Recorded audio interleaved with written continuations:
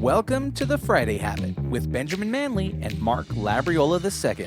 The Friday Habit is for creators, entrepreneurs, and agency owners looking for actionable ideas on how to grow their business and be more profitable. We'll pull from our combined knowledge of over 20 years and interview thought leaders that will inspire you and give you the motivation you need to kick your business into high gear. Buckle up. It's Friday. Yay. Or Friday, as I like to call it. I love that. We have a team member of ours who goes, Friday on all of our calls. Makes me so happy. Every Friday, we look forward to it. It just brings a smile to your face, right? It does. It does. That's why we try to live every day like it's Friday, because each day you can have that kind of excitement and feeling. It's a Friday mindset. It's just a mindset. Right. Exactly. Hey, you might be listening to this podcast right now and be like, hey, who's that female voice amongst Ben and Mark? Well, it is Natalie Dawson. She is the EVP and partner of Cardone Ventures, a management consulting firm designed to help businesses grow, and the author of the new book, Teamwork: How to Build a High-Performance Team. This book covers all the nuts and bolts of what goes into building an incredible team, including what it takes to attract strong talent, how to write a compelling job description, and even the best practices for onboarding someone new. So, Natalie, welcome to the Friday Habit. Thank you for having me. You even describing what the book is about, like most people, when they hear those things, unless they're really in the thick or the throes of having to do this, it's like the most boring content, like how to write the perfect job description. No one wants to read that book unless you are the person who needs to read that book. Yes. But we make it fun.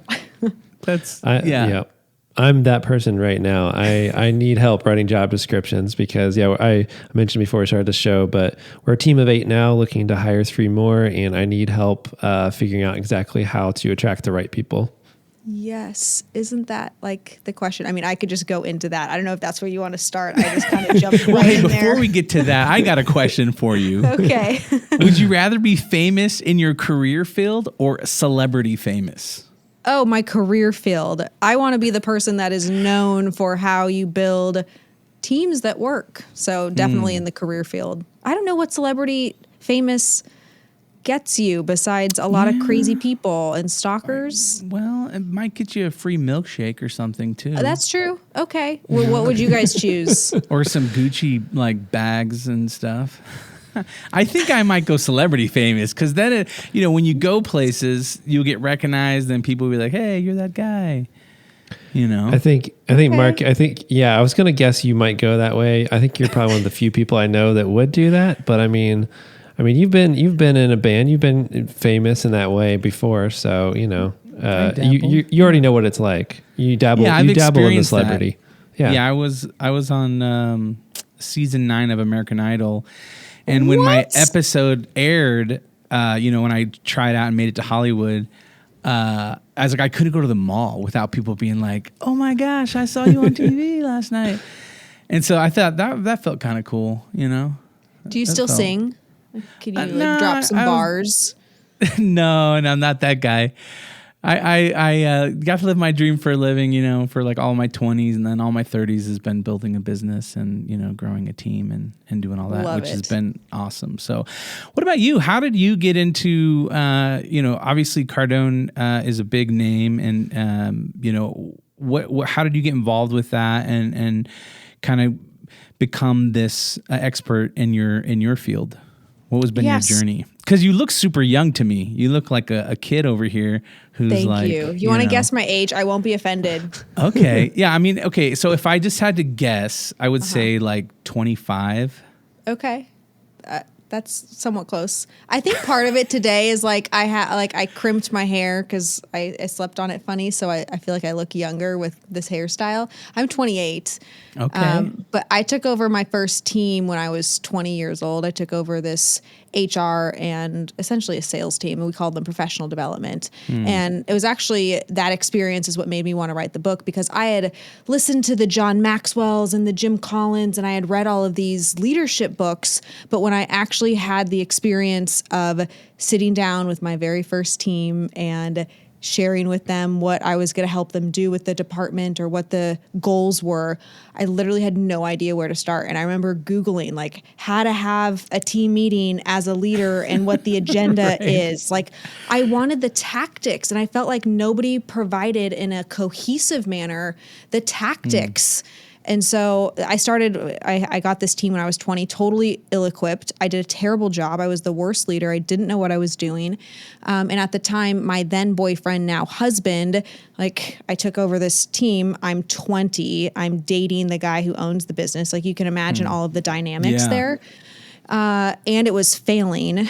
And so I really like dove into this like real practical knowledge of how do you lead and operationalize a team. And this experience was very scarring for me because I failed at it. I was totally terrible at it. And I did everything that I could read how to do. I probably read 50 books at the time to just figure this thing out.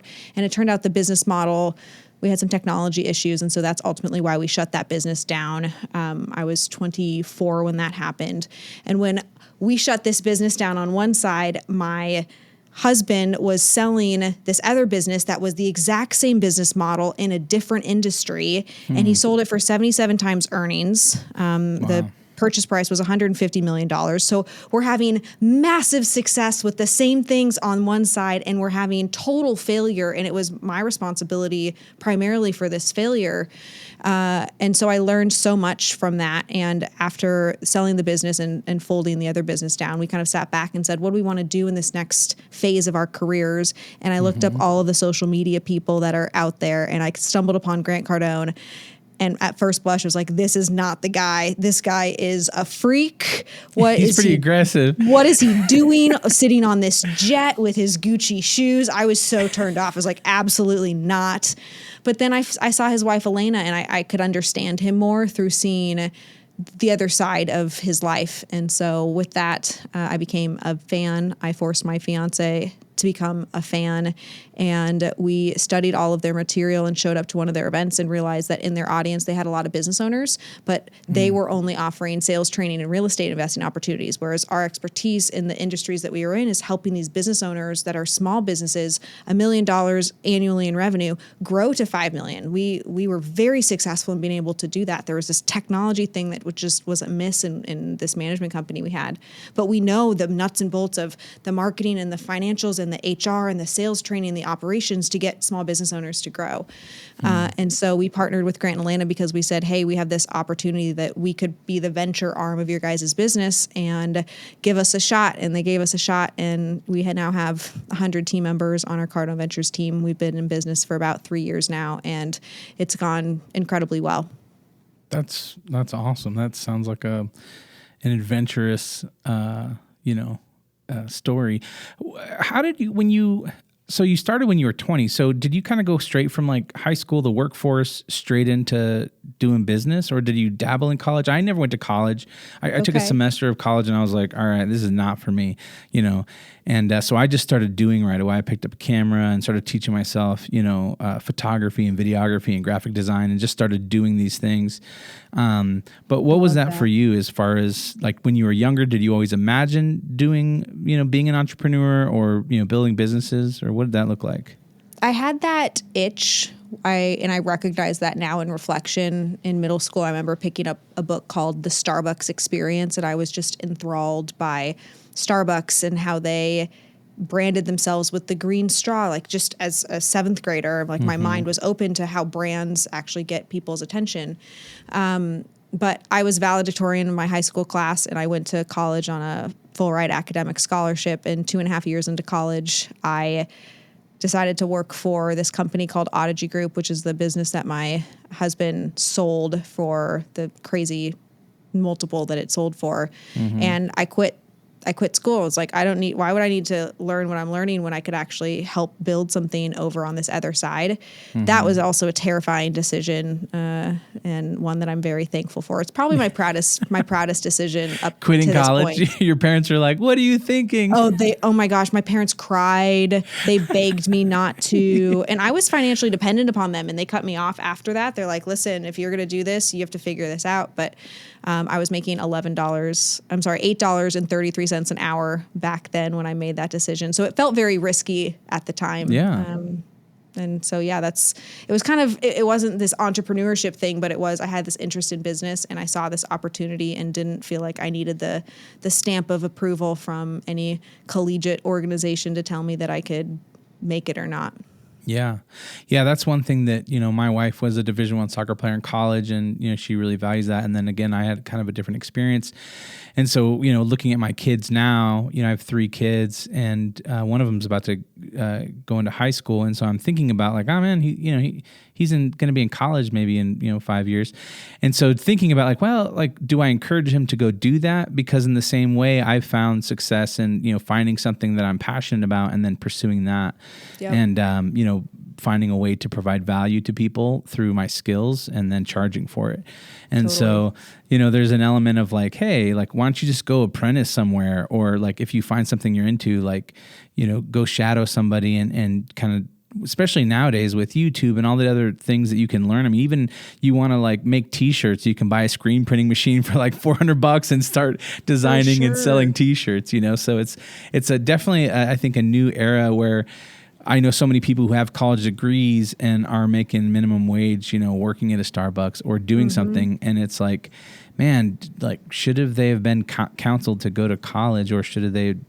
I don't know. I think it's an interesting question because a lot of people, I think, do go to school and find value in that, and they maybe grow up a lot and they learn a lot of skills in college. But in the same way, I feel like, is it just throwing your money away? Unless you want to be a lawyer or a heart surgeon or something where it's like you really need these technical skills, I don't know. For sure.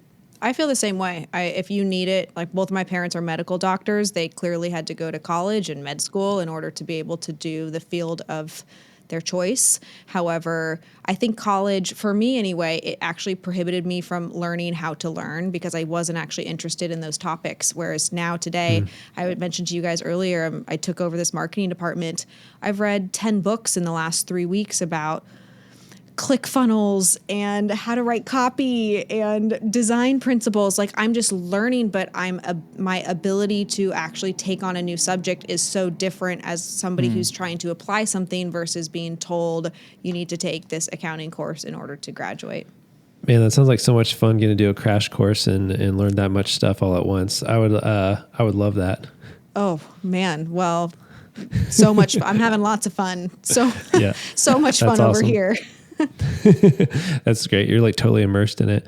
Well, man, I would love to learn a little bit more about what you cover in your book. Do you mind giving us like a little bit of an overview of like the types of things you cover in your book so we can kind of understand a little bit more about that? And then I made a list of questions for you that are like super practical because these are some things like, like I said before, I was like, hey, maybe we can turn this into Ben's free coaching session for his business about how to grow a team. So if you're open to that, I would love to learn a little bit about your book. And then I have actually some really specific questions about growing a team, how to get your team members on the same page about certain things and stuff like that. So I'd love to go through those too.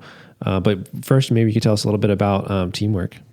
I love it. Yeah, for sure. So teamwork, as I mentioned, I wrote it because I think that people are missing like the practical tool set. I think there's a lot of tools out there. There's like, oh, you need a mission statement and oh, here's a job description. But there's nothing that I found that is from start to finish what a business owner needs in order to properly set up a team and to review a team and to create a culture that operates and hits targets, real financial targets, but also that you enjoy working with these people. And it's not just this crammed down traditional agency model, or even I think of like the big four, like consulting companies, financial firms, where it's just there's so much pressure and people do it because they want to be able to say on their resume, oh, I worked at this place, but it's actually a horrible place to work. And so for small businesses, they don't have the choice to be these big brands. They're not Nike, they're not McKinsey, they're not Apple. And in order to create that, I broke the book into 3 different sections. The first section is called alignment. So it's all of the things that you have to do in order to truly align a team member. It starts with your mission, your vision, your core values. It starts with how you interview them and the process that you go through to ask them the right questions so that when they aren't actually performing or doing the things that they said that they were going to do in the interview, you have some sort of a mechanism to say, hey, wait, you said this thing. I thought you were interested in this, instead of you not knowing and then not having, it's almost like, it's not leverage in a bad way, but it's leverage in a coaching relationship, which I believe all business owners are coaches to their team members. They're not employers. They're not bosses. You're responsible to be a coach. The second part of the book is around this development phase. So once somebody's aligned and they get what you're doing, they get why you're doing it, they understand their role and what they're responsible for, in order for a business to grow, you are assuming your team members are going to help you grow it, or you're going to bring in outside team members to help you grow it.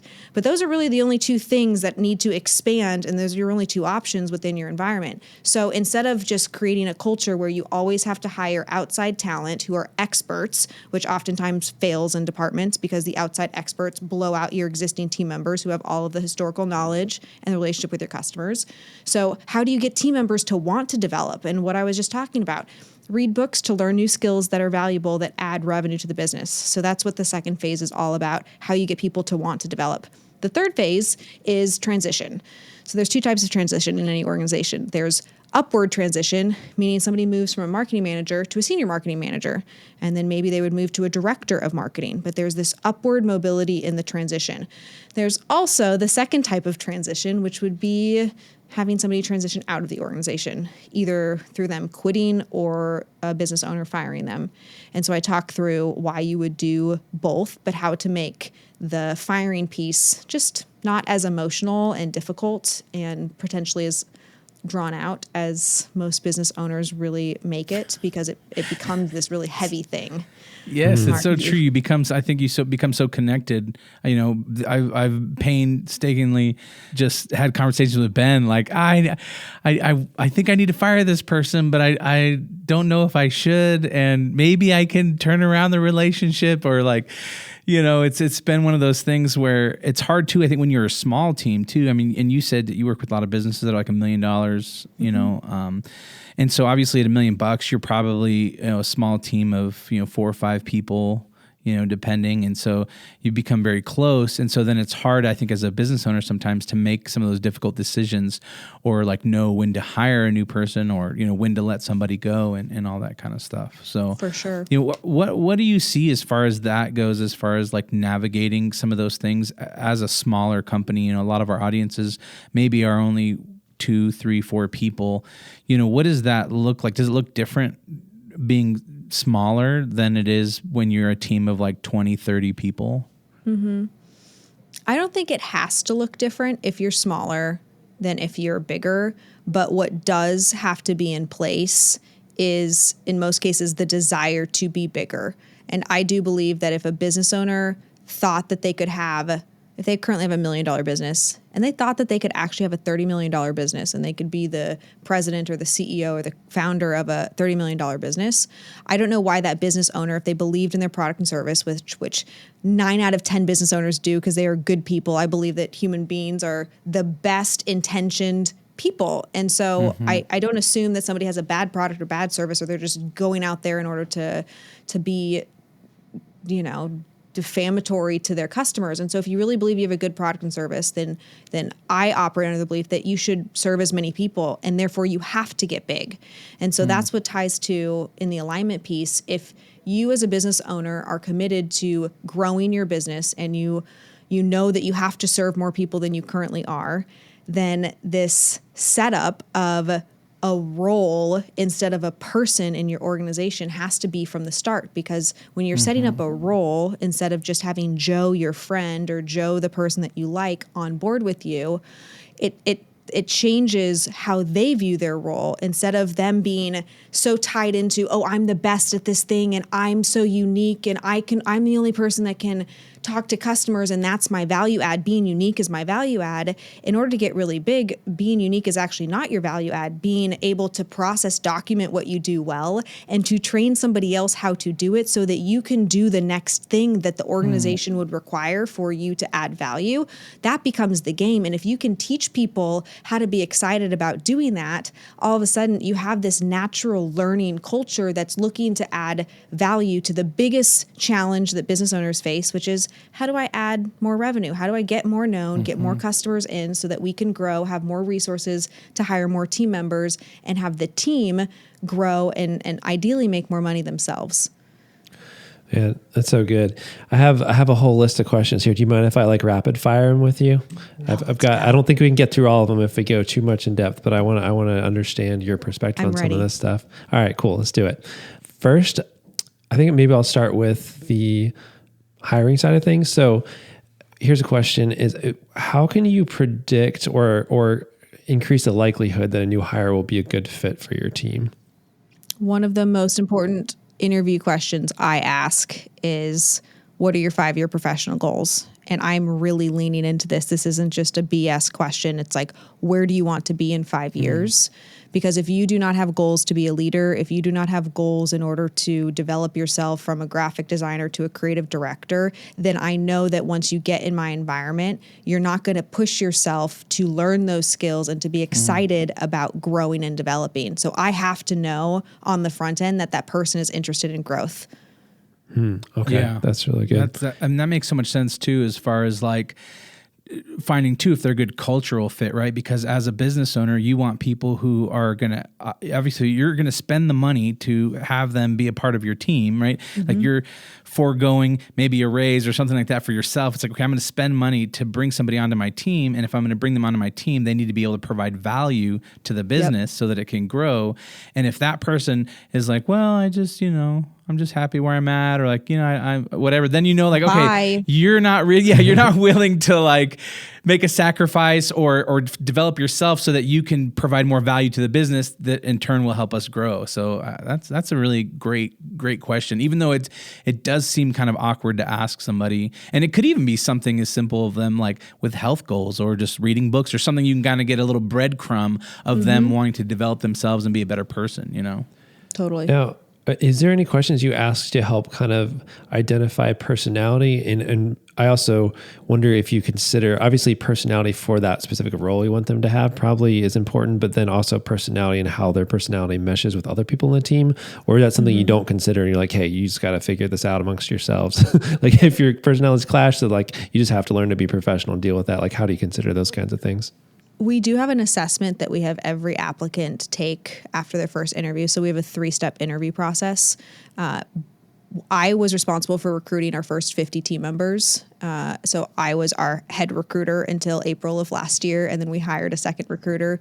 Normally for a small business owner, I wouldn't say that you should make this assessment one of the first steps, but I was doing this 5% of my time, and the other 95% of my time, I was doing what all business owners do, which is operation stuff and sales stuff and marketing and finance and organizing things. So the sooner, the better, but assessments like this cost money. So the R3 assessment gives me, I don't use it to say, oh, you won't be a good fit for the role, but I do use it to point out to people, hey, we have a fast pace, high change environment, and your personality type is such that you want stability. Stability and fast pace can work together, but the person who wants stability has to be aware that this is the culture and environment that they're walking into. Whereas if somebody takes an assessment and it says, oh, they really like fast detail, or they're not into details, but they want fast pace, I'm still actually going to ask them the opposite question. Yes, we're fast paced, but the things that we do have to be executed at a immaculate level. So it says you're not detail oriented, but we need you to be detail oriented because we're trusting you with our clients. Walk me through a time when you were detail oriented and something that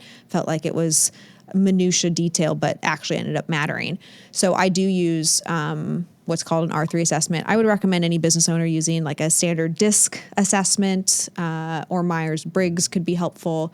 But I do think it's a really important tool to get everybody talking about this personality piece because it's a very real thing in a team dynamic.